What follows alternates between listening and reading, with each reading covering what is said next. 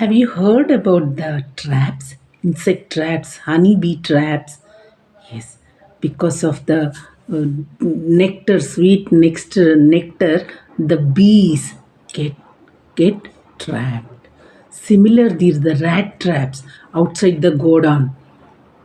They don't know. Once they cross the door, there is full godown is there with so much of rice, all these grains.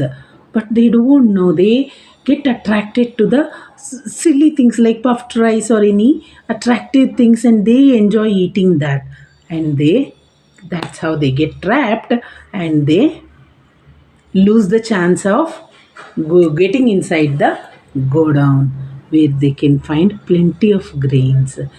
And actually, this is not I'm speaking about the rats or the insects, I'm speaking about ourselves. We people, human beings, having so much of saintly people in our country and in around us, we have so much of spiritual people. Still we find a very deviated kind of life among the people, and we get trapped. All are so busy in doing that, this, so many worldly things we have, so busy, and we don't find time to think of ourselves. And we think if we chant this mantra, oh, God will be very happy and our this desire will be fulfilled. If we go to the temple also, what is the use? If we go to the temple, masjid, church, or wherever it is, we go and we go there with our material desires. We request the God, we pray for the God for granting us all those things, material things. And if that is the case, you think God is a universal giver, like whenever a cosmic giver, whenever we want to have something, we will go give the prayer and give some money also, contribution also, so that He gives it. No, He doesn't want anything from us. It's all His grace that we have so many things on the earth. Without His grace, we cannot have anything. Why are we offering His things to Himself? Actually, we are not taking anything from here while going. We come empty hands and go empty hands. So, in the silence, if we sit and offer the prayer, we offer the prayer because we have faith in Him. And in the faith, we are also expressing our gratitude towards what all we have got. We got the services, so many services on this earth, so many material things on the earth. For all that, we should be gratitude. And when we say the prayer in the feel of gratitude and be thankful to that supreme power, then we feel like wasting time with God, isn't it? Wasting time with God. It's worth. It's worth. We have to silence our voice. We have to silence our mind. I mean, thoughts. We have to silence all our worldly worries, all the preoccupations. All this when we silence and we sit there we can hear the inner voice. The inner voice, it is so feeble, thin, and sometimes not even heard. I tell you why, because this voice is very feeble, I tell, because right from our childhood, when we were so innocent, we were worrying, we were scared to do something wrong, remember, while copying in the school exams. Something from inside was telling us, waking us up, don't do this, this is wrong. While stealing sweets in home, mama will beat, mother will beat, it is wrong.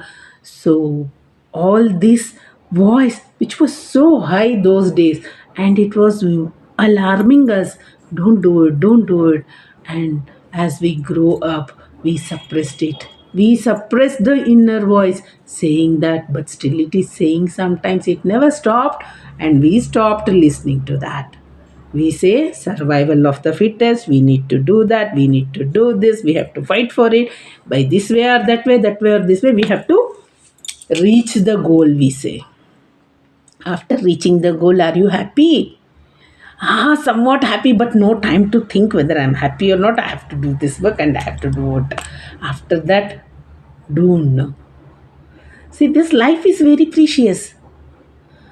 This one life is so precious and it's a quite a long time. We need to develop that inner voice out. For that, we need to silence all our surroundings. Otherwise, we will become like a rat trapped in the puffed rice, in the desire of eating puffed rice. I give the example of childhood days. I think this example may make us to get awakened, and simply we say that no, suffering is there, this suffering is there, that suffering is. Why all these are there? They are not sufferings. They are actually wake up calls. Wake up calls given so that we need to quit that path and withstand all that and focus our mind towards something else. Maybe the inner voice. So by doing that, do you remember Kunti what she asked when Sri Krishna asked for a boon? When he was extremely happy about her Kunti's behavior, her devotion towards God, Krishna asked her to ask for a boon. We all know that what she asked. She asked for sufferings. Why he was very surprised, and he said, "Why means whenever the sufferings were given to her, she was always remembering Krishna. He was there with us. So life is only remembering remembering Him and paying gratitude for what we have already and make use of this life. Suppose if God comes in front of you and asks you, "What do you want?" Somebody will say, "Oh, this life I wanted to become this one richest man in the on the earth. I did not become. I want to become king here."